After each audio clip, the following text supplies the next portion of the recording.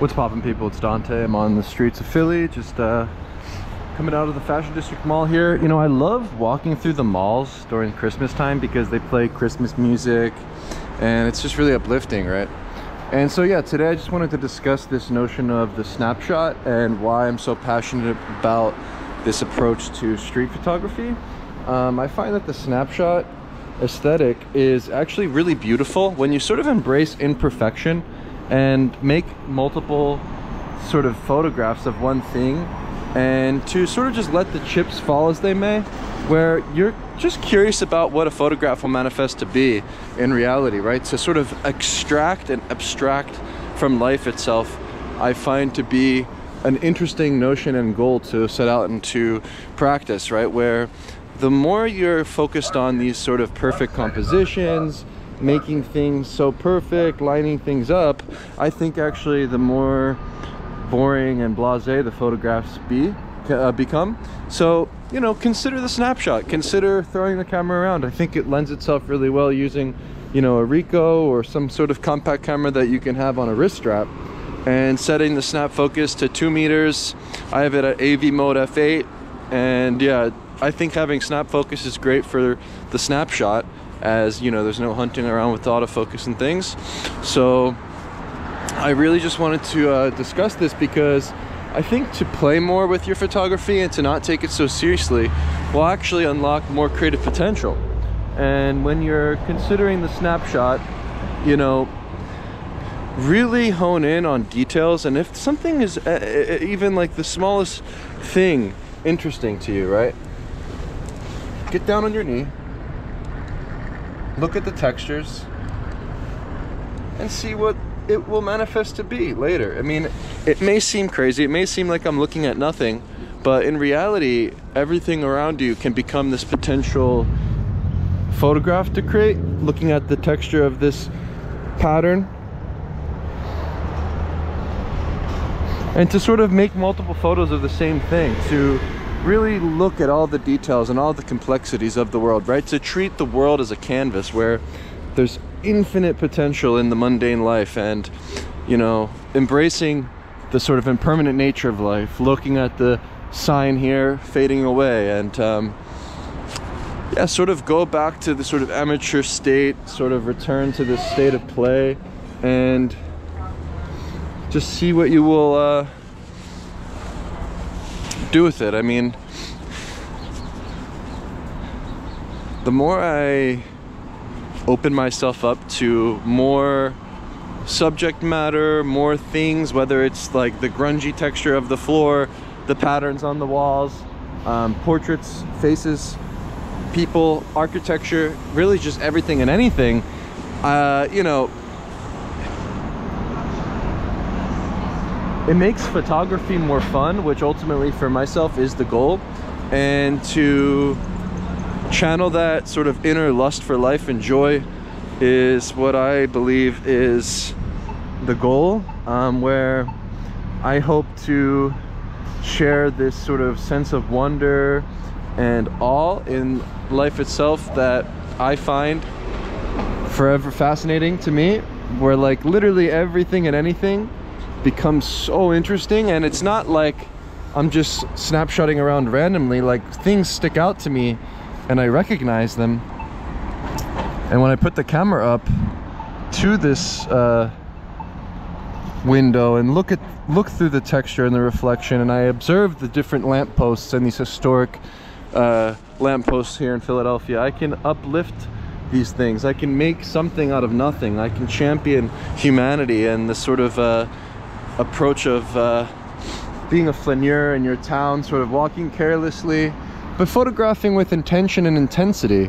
You know, there's something about this approach that I've been finding lots of joy in, and well, you know, I just wanted to share a little bit of my process. You know, I think that more photographers should share their process, right? I've been photographing for a long time, and I've been traveling a lot, making pictures in this vein of street photography, and however long I've been doing it, I mean, it doesn't really matter, it's irrelevant, but to come back and to approach it carte blanche this year has been extremely uplifting for my spirits and soul, And I just wanted to continue sharing my thoughts and my approach, because I think it would actually inspire maybe one other person to go out there and try it yourself.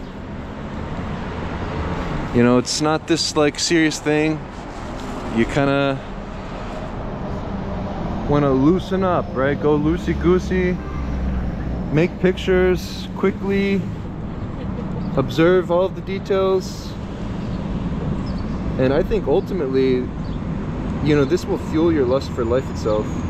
To find beauty in the most simple, downtrodden, forgotten, discarded sort of objects.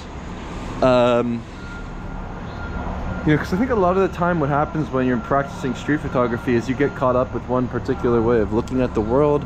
You know, you're looking for that subject with the top hat. Oh, there's a cool color, you know, like, oh, look at that moment between the mother and child. That's street photography, right?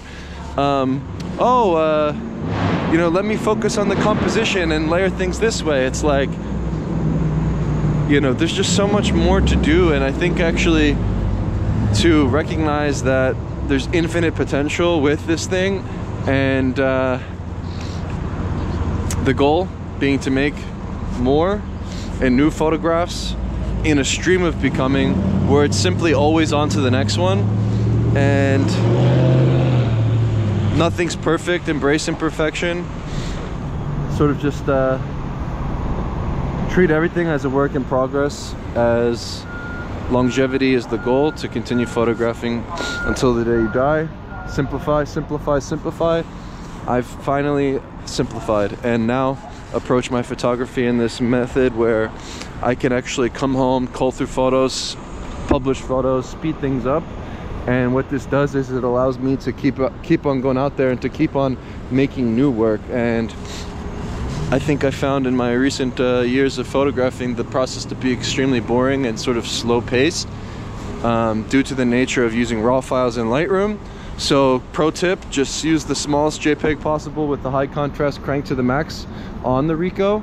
I think this is actually aesthetically beautiful and actually really critical to consider, because what the goal is you don't want to go onto your iPad, right, using the USB-C dongle and have to import them into a Lightroom catalog and then process them and work on your iPad all day. You want to be in this state of production. And so in order to achieve that flow state, to have a simple process using high contrast black and white where it becomes aesthetically beautiful straight out of camera, and to import them into the Photos app, where this Photos app that's built into the iPad is faster than Lightroom. It's a quicker process, and uploading them directly to your blog, right? Start a WordPress.org blog, Bluehost.com, host your domain, and I use the Astra theme and just start plugging and playing, and just import your photos and upload your photos quickly and move on to the next one. I also use Google Photos to back up into the cloud, and look, these things are simple, fast, and ultimately allows me to have a blast and have fun while under the sun in the great outdoors, where to be indoors is a bore and to cull through photos, frankly, is a chore. So in order to be outdoors and find joy in photography, you actually should consider simplifying things and embracing the snapshot approach. Look at all this paint. Yeah, Old City, Philadelphia.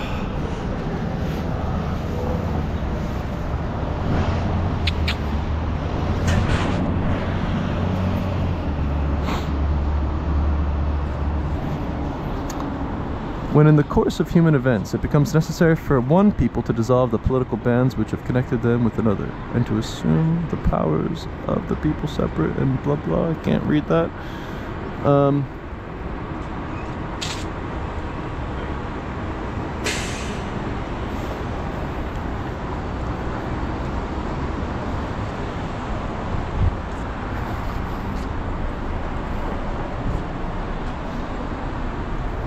I just wanted to showcase Independence Hall before I sign out.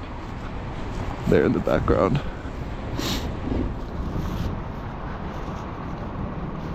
The birthplace of photography in America is Philadelphia. I believe the first American photograph was created here.